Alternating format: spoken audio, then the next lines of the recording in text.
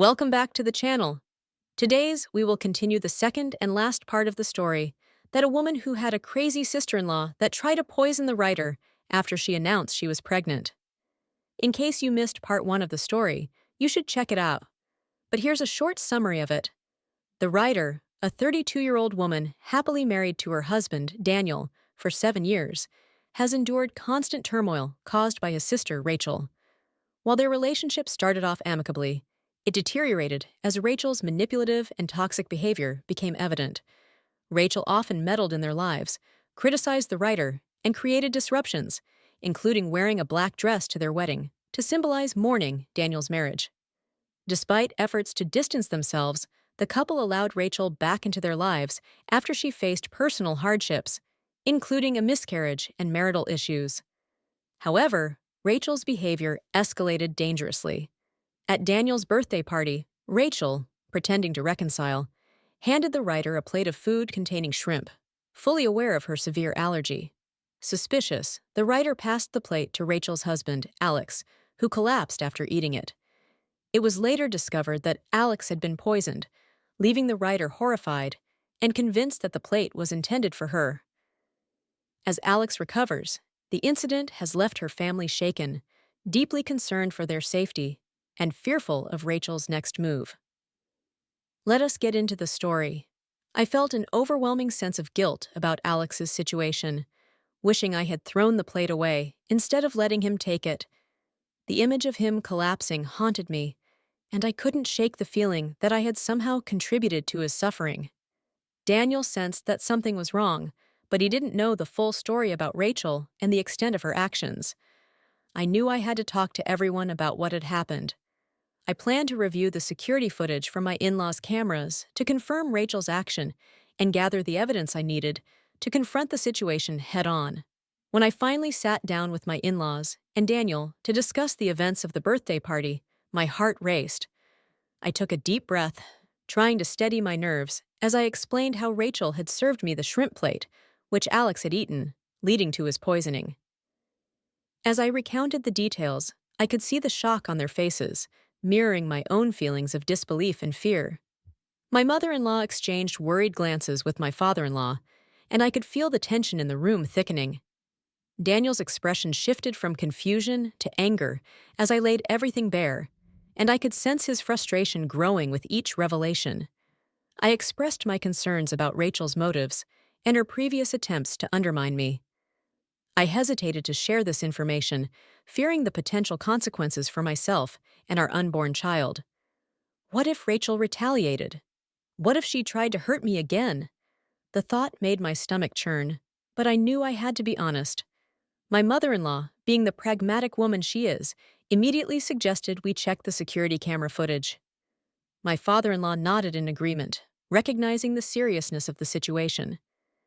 Daniel, though visibly upset, remained silent, absorbing the shocking revelation. After we reviewed the footage from their camera app, the truth was undeniable.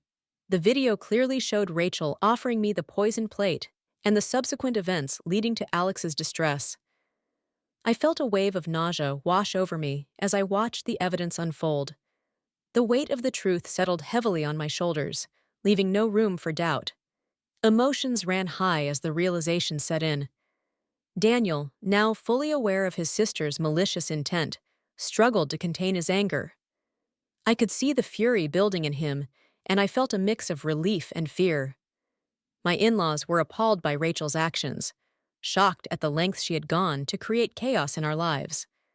We sat in stunned silence, trying to comprehend why she would do something so heinous.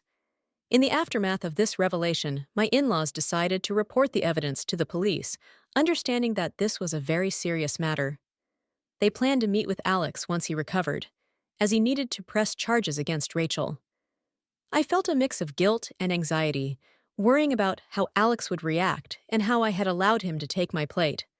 I couldn't sleep or eat properly, consumed by worry for him. The thought of what had happened weighed heavily on my mind, and I found myself replaying the events over and over, wishing I could change the outcome. When my in-laws gave the footage to the police, I felt a glimmer of hope that justice would be served. After reviewing the evidence, Rachel was arrested. I couldn't believe it when I heard that she didn't even deny the charges. She burst into tears and admitted everything in court. Daniel spoke with Alex about what had happened, and he was just as shocked as we were. Daniel urged him to press charges against Rachel, emphasizing how serious her actions were. He reassured Alex that no matter what, he would always be part of our family. After Alex recovered, he made the difficult decision not only to press charges, but also to file for divorce from Rachel. I could only imagine the emotional turmoil he was going through. Rachel called my in-laws, crying and begging for forgiveness, claiming she was pregnant. However, my father-in-law firmly told her they were done coddling her and that she needed to take responsibility for her actions. My mother-in-law was heartbroken over what was happening to her daughter, but she understood that Rachel's behavior couldn't be excused. The police found evidence that Rachel had tampered with the food, intending to harm me, which had backfired, and ended up hurting Alex instead.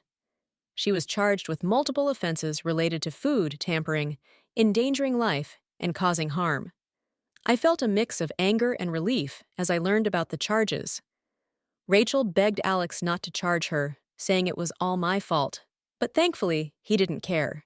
He was determined to see her punished for what she had done. As for me, Daniel and I planned to sit down with Leo and explain everything when the time was right. I wanted him to be aware of the situation and understand the importance of being cautious. I was also going for regular ultrasound scans every 2 weeks, as advised by my doctor. We decided not to find out the gender of the baby, wanting it to be a surprise. My parents were aware of what had happened with Rachel and had become very protective of me.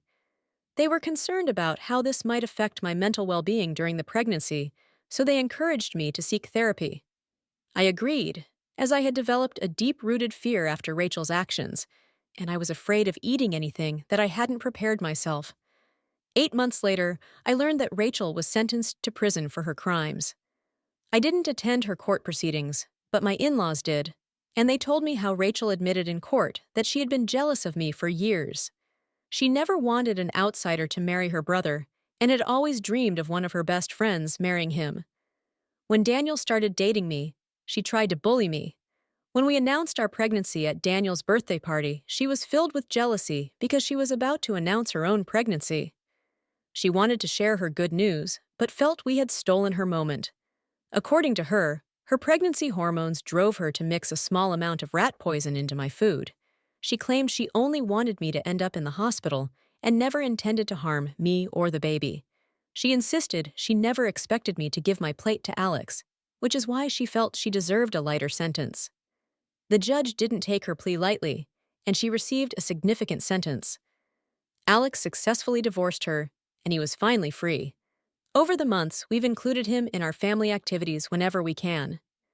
I've apologized to him profusely for giving him my plate, but he assured me it was never my fault. I cried when I heard that because I had replayed the incident in my head, wishing I could have done things differently to prevent him from being poisoned. As for Daniel and me, we welcomed a baby girl into our family. Despite the lingering shadows of the past, the presence of our daughter has brought warmth and light into our lives. Leo is ecstatic about becoming a big brother and showers his little sister with affection and love. Watching my children bond fills my heart with gratitude. Throughout all this, my parents and in-laws have been there for us, helping us navigate this new chapter in our lives. This is the end of the story. What do you think of this story? Let me know in the comments.